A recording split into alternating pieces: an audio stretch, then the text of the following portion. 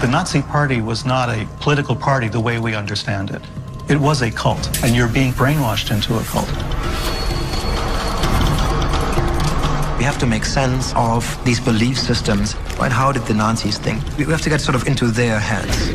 That's an area that historians have not wanted to go. They don't want to go into the bowel of the beast. The SS cult dreams of remaking an ancient, sinister world where Aryan supermen wield magical powers and lesser races are their slaves, where pagan gods are worshipped with blood and the power of the Holy Grail is harnessed to destroy the enemies of Adolf Hitler. To us today, it sounds absolutely bizarre, but believe it, because people do believe in the unbelievable.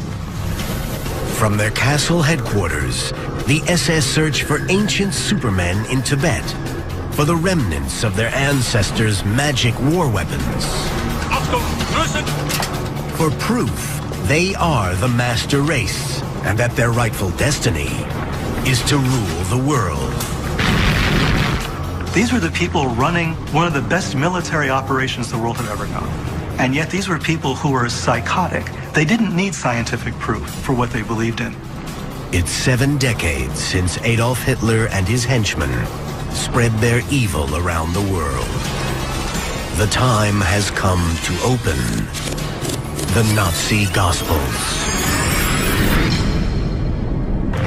Once the Aryans are restored to their ancient glory, the Nazis dream they can once again rule over all the lesser races.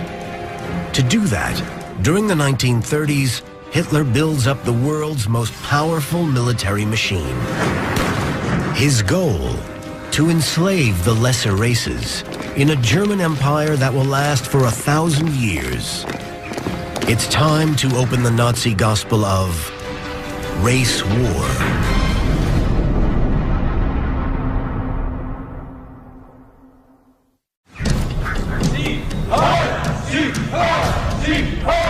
The Nazis see themselves as the Aryan master race, their rightful destiny to rule the world.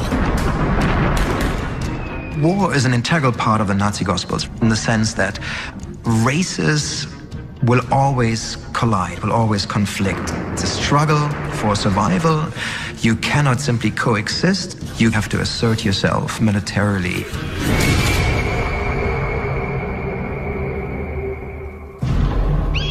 The Nazi belief in conflict between races comes from a twisted interpretation of one of the greatest insights in all science, Charles Darwin's theory of evolution.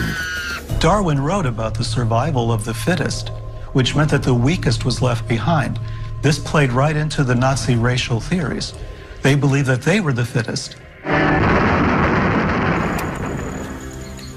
In Charles Darwin's theory, species adapt to their environment, and those who do so best, what he called the fittest, survive and prosper the most. This process of constant adaptation and development explains the wonderful variety of the natural world. But Darwin had nothing to say about different human races.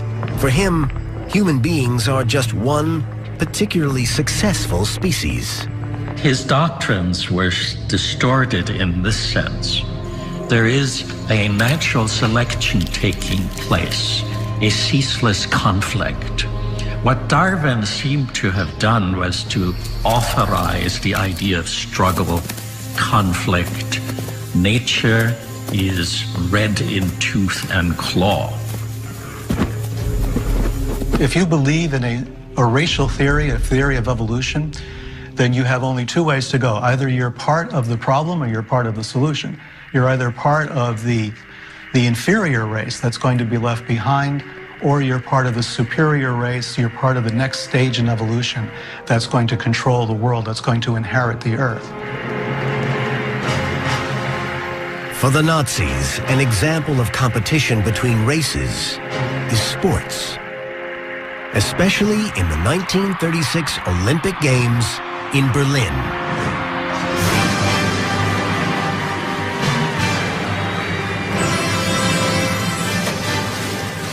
Hitler believes his Olympics will showcase Aryan superiority.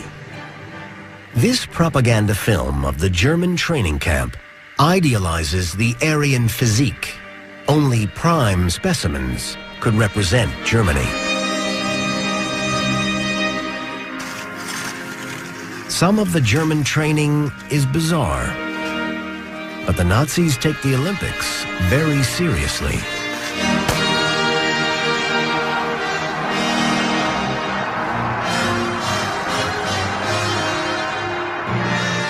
Unfortunately for Hitler, the Olympics don't turn out as his theories predicted. African-American athlete Jesse Owens wins 4 gold medals, including the 100 meters sprint. But according to Nazi theory, athletics is just a trial run for the real competition between races: war. By the summer of 1939, Hitler has pushed Europe to the brink of conflict. Britain and France have tried to keep the peace, but peace has no place in the Nazi Gospels. If war is the norm and produces the great innovations and the great heroic virtues, then peace, eternal peace, is the end of civilization. On September 1st, 1939, Hitler's armies strike east into Poland. Great Britain and France have promised the Poles their support. Now they issue an ultimatum to Hitler: pull out of Poland or we'll go to war. It is no deterrent. Hitler saw himself as a kind of messiah. Hitler believed that he was going to bring about the salvation for the rest of the human race. This is what they had to do. You don't become a messiah and stay home. You've got to spread the word. On September 3rd, Britain and France declare war on Germany. The Second World War begins in earnest. Over the next 6 years, it will rage on 4 continents and claim 61 million lives. Nazism is like a shark that has to move to stay alive, really, right? That has to continuously engage in warfare. Peaceful coexistence is not really part of the program.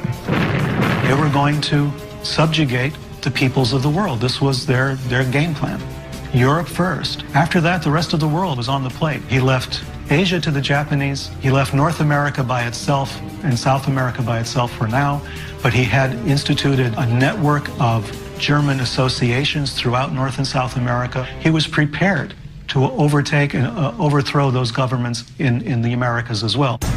Hitler's next move, after Poland, is attacking Western Europe in May 1940, sweeping through the Netherlands and Belgium and quickly crushing France. The British are driven back across the English Channel.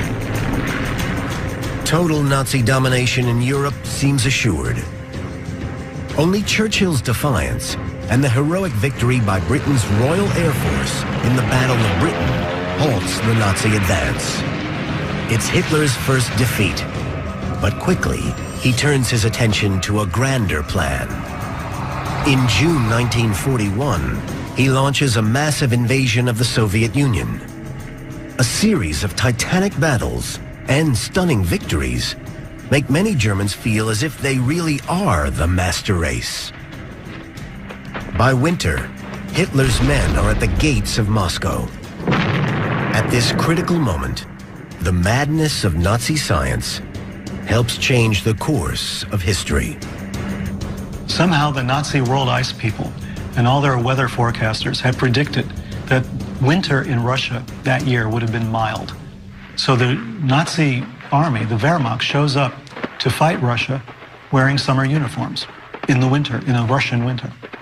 And then what happened, of course, was one of the worst winters on record, and the German soldiers were dying through exposure and frostbite like crazy, and it was a terrible disaster for the German army, based upon crackpot science. It's not the only way crackpot Nazi theories help seal Germany's fate. According to the Nazi Gospels, Hitler's attack on the Soviet Union makes perfect sense. The Nazis consider the Russian Slavs an inferior race and the conquest of the East to be Aryan destiny. In reality, by attacking the Soviet Union in the summer of 1941 and declaring war on the United States 6 months later, Hitler takes on more enemies than he can handle. Soon he is facing the combined might of the USA, Russia, and the British Empire. Still, it will take 3 years for the Allies to crush Germany from east and west. 3 years during which the Nazi race war will lead to the most shocking crimes in history. Crimes that are the logical conclusion of all the Nazi Gospels. And the warped ideas first developed in the secret Aryan cults. The link between the secret Aryan cults and the Holocaust is really buried in the Aryan master race and their battle, their struggle against Jews. Once the Aryans and the Jews had been paired off, as if you like, battling archetypes in some kind of cosmic battle, it was easy for the secret Aryan cults and the resultant Nazi ideology to identify the Jews' destruction as the only solution, the final solution to Aryan world rule. Hitler's victories bring nearly 9 million Jews under Nazi control. Now the Nazis have the chance to finish their so-called race war once and for all. This final solution will be the work of Himmler's SS. They pioneer the mass killings of civilians, concentration camps, and gas chambers. The final Nazi gospel is the most terrible of them all. It is the gospel of genocide.